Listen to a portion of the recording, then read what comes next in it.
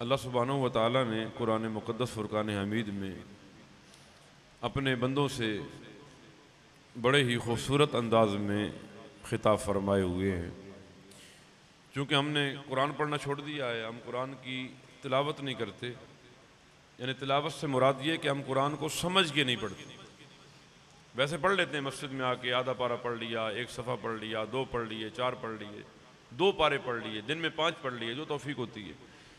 لیکن وہ جو اللہ پاک نے میسیج دیا ہے نا، اس میسیج کو سمجھتے نہیں کہا کیا ہے ہم سے۔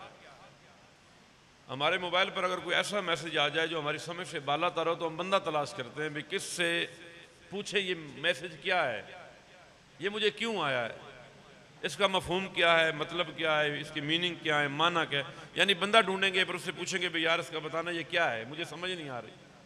عربی میں آ جائے پھر بھی پوچھیں گے، فارسی میں آ جائے پھر بھی پوچھیں گے، پشتو میں آ جائے پھر بھی پوچھیں گے، انگلش میں آ جائے پھر بھی پوچھیں گے۔ قرآن کا ہم کیوں نہیں پوچھتے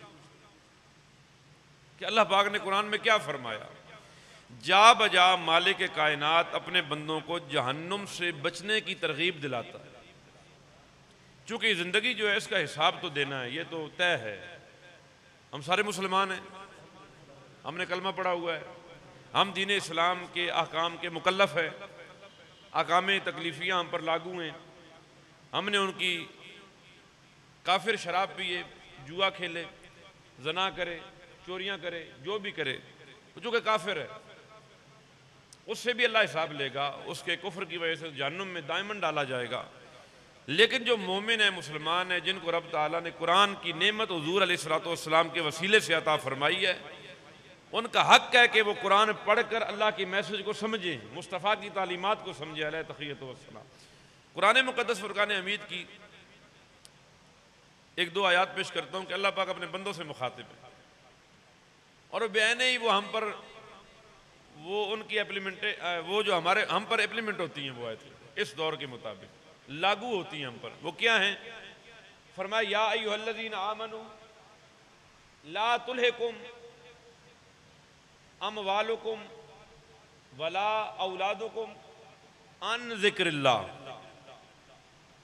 ومن یفعل ذلک فاولئک هم الخاسرون۔ اللہ فرماتا ہے اے ایمان والو، اب خطاب کن سے؟ ایمان والوں سے۔ یہ نہیں فرمایا یا ایھا الناس، نہیں، یا کافروں کی طرف اشارہ نہیں کیا، فرمایا ایمان والوں سے اللہ گفتگو کر رہا ہے۔ اب سارے ایمان والے، معلوم ہوا رب اپنے بندوں سے گفتگو کر رہا ہے۔ آپ کو رب نے خطاب فرمایا ہے، آپ کو کہا توجہ کرو، کس کی طرف؟ بار اعلام ہے، اے ایمان والو لا تلھکم اموالکم ولا اولادکم عن ذکر اللہ۔ فرمایا خیال کرنا کہیں تمہارا مال اور تمہاری اولاد تمہیں اللہ کے ذکر سے غافل کر کے ہلاکت میں نہ ڈال دے۔ کتنی چیزیں گنوائی ہیں؟ 2، مال اور اولاد۔ اچھا، اسی کے بارے میں اللہ فرماتا ہے انما اموالکم و اولادکم فتنہ۔ فرمایا مال اولاد دونوں فتنہ ہیں،